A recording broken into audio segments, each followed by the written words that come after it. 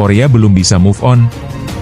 Mega masih oposite terbaik Red Spark, Park Hye-min ungkap Megawati tak tergantikan. Setelah KOFO Cup 2025, suasana di ruang ganti Jung Kanjang Red Sparks tampak suram dan penuh keprihatinan. Tim yang sebelumnya menunjukkan performa gemilang kini harus menerima kenyataan pahit karena gagal meraih kemenangan sama sekali dan tersingkir di babak awal. Keadaan ini memicu munculnya berbagai suara dari pemain dan staf yang mengungkapkan masalah besar yang dihadapi klub. Publik yang masih mengingat kejayaan Red Sparks musim lalu bersama Megawati Hangestri pun mulai bertanya-tanya apa yang sebenarnya terjadi. Salah satu pemain muda mereka, Park Hye-min, secara terbuka menyampaikan pandangannya tentang kondisi tim saat ini.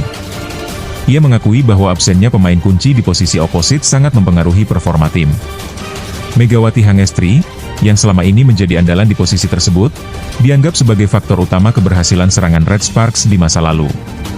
Tanpa kehadiran Mega, wajah tim terlihat berbeda dan pola permainan menjadi kurang variatif.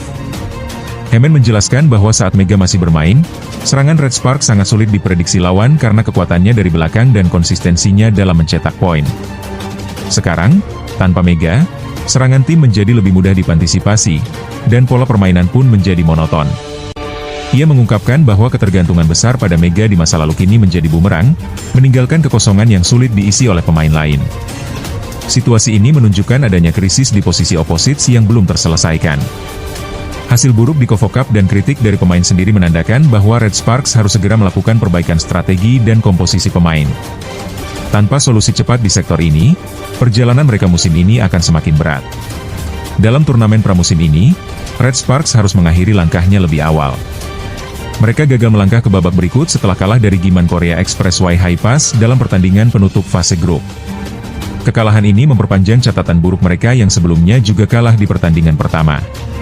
Tim yang berbasis di Daejeon ini sebelumnya pernah tampil impresif musim lalu, mencapai final dan menempati posisi runner-up di grup, berkat kehadiran Megawati di posisi oposit.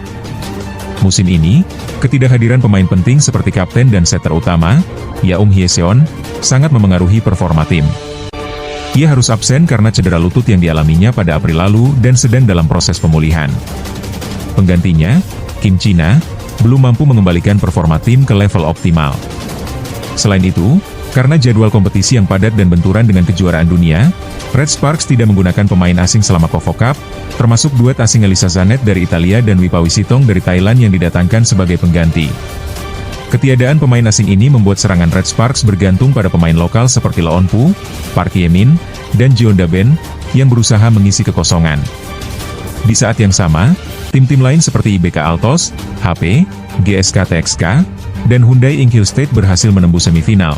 Bahkan juara bertahan, Haeunkook Live Pink Speeders, harus tersingkir dari kompetisi lebih awal. Sementara itu, kabar baik datang dari Megawati Hangestri.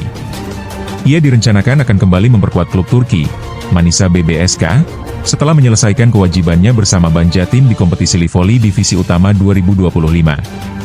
Megawati dikabarkan masih menjalankan tugas penting di tanah air dan sedang mengikuti final kompetisi di Indonesia.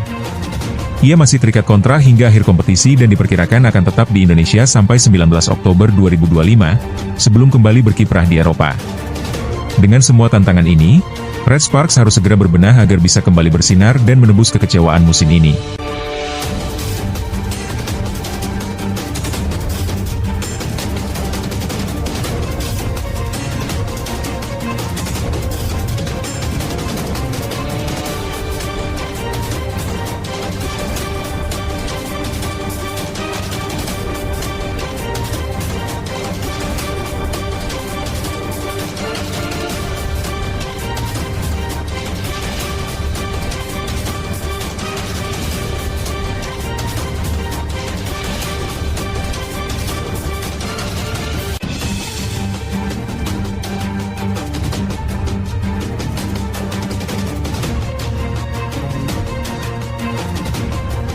Kisah perjuangan dan kejutan baru di kancah timnas Indonesia menuju Piala Dunia 2026.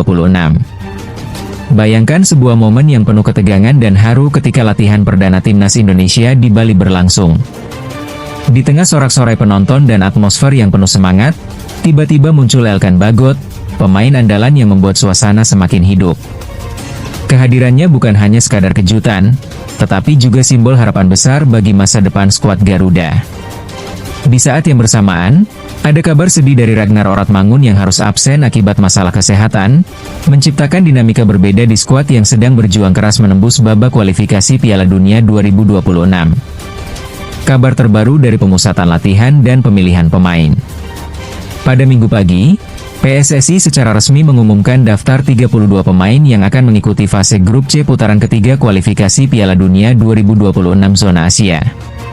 Rangkaian latihan intensif akan dimulai pada 26 Mei di Bali, sebagai bagian dari persiapan penting menghadapi lawan-lawan berat seperti Cina dan Jepang. Pelatih Patrick Kluivert menunjukkan strategi yang fleksibel dengan mengadopsi formasi 3-4-3, memberi peluang bagi sejumlah pemain baru untuk unjuk gigi.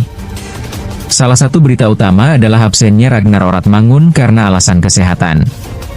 Pemain berusia 27 tahun ini sedang mengalami sakit, sehingga tidak bisa bergabung selama pemusatan latihan dan pertandingan mendatang. Pengganti yang dipanggil termasuk Ular Rumeni, Egy Melona, Fikri Rafael, Septian Bagaskara, Ramadan Sananta, dan Stefano Lillipali. Kehadiran mereka memberi harapan baru dan membuka peluang bagi pemain lain untuk menembus skuad utama. Peran pemain baru dan potensi debut di timnas. Dari sekian nama, Reza Arya Pratama menjadi salah satu pemain yang berpeluang melakukan debut internasional. Reza tampil impresif bersama PSM Makassar dengan catatan 3 clean sheet dari 17 pertandingan di Liga 1, menunjukkan potensinya sebagai penjaga gawang muda yang menjanjikan. Ketersediaannya akan sangat menentukan saat melawan Cina, di mana ia harus bersaing dengan Emil Audero, Nadeo Argawinata, dan Hernando Ari.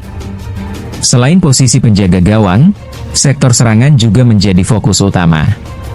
Pelatih Patrick Kluivert kemungkinan akan kembali mengandalkan formasi 3-4-3 yang menempatkan beberapa pemain seperti Septian Bagaskara, Ramadan Sananta, dan Rafael Struijk.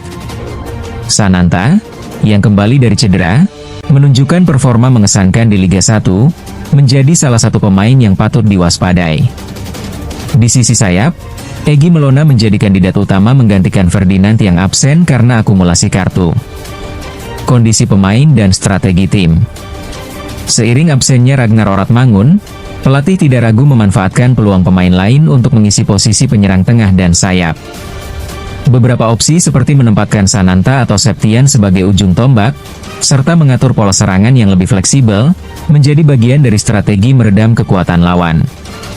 Di lain sisi, performa pemain di Liga 1 juga menjadi indikator penting. Egy Melona saat ini menjadi pencetak gol terbanyak lokal di Liga 1 dengan 12 gol dan 7 assist musim ini.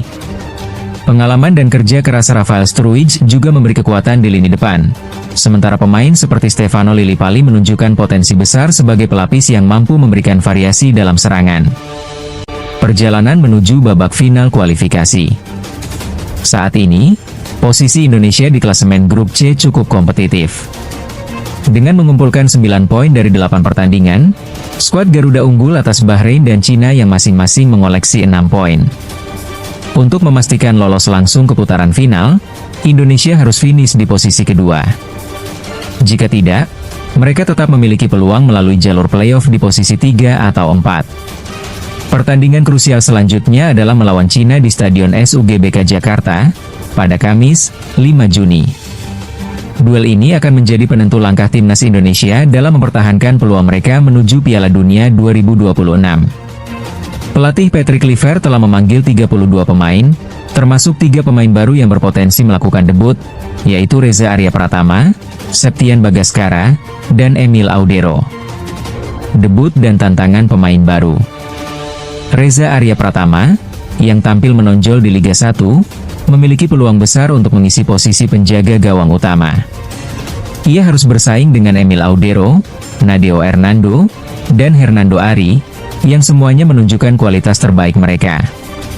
Emil Audero, yang kini sedang tidak bermain di klub Palermo setelah gagal promosi ke Serie A, dipastikan akan bergabung dalam pemusatan latihan di Bali.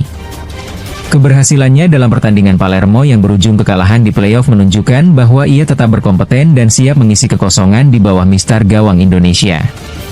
Selain itu, 2 pemain andalan lainnya, Yakob Sayuri dan Yancho Sayuri, juga kembali dipanggil ke skuad Garuda.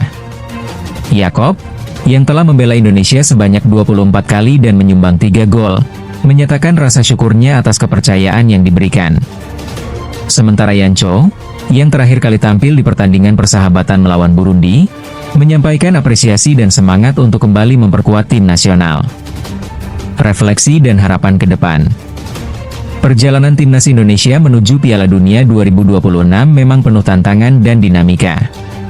Kehadiran pemain muda, kejutan di awal latihan, serta pesan haru dari pemain-pemain yang harus absen karena cedera atau sakit, menunjukkan bahwa perjuangan mereka jauh dari kata mudah. Tetapi, semangat dan tekad untuk membanggakan merah putih tetap menyala. Kemenangan atau kekalahan di laga-laga mendatang akan sangat menentukan nasib tim ini. Dengan komposisi pemain yang semakin matang dan strategi yang matang dari pelatih, peluang Indonesia untuk menembus babak final dan mencapai mimpi besar tersebut semakin nyata. Mereka tidak hanya bermain untuk diri sendiri, tetapi juga untuk jutaan pendukung yang selalu setia mendukung dari belakang layar. Penutup, menanti aksi dan kejutan baru. Jangan lewatkan setiap momen penting dari perjalanan timnas Indonesia menuju Piala Dunia 2026. Setiap latihan, debut pemain baru, dan pertandingan besar akan menjadi babak baru dalam sejarah sepak bola nasional. Dengan semangat dan dukungan penuh, Garuda siap terbang tinggi dan mengukir prestasi yang membanggakan di panggung dunia.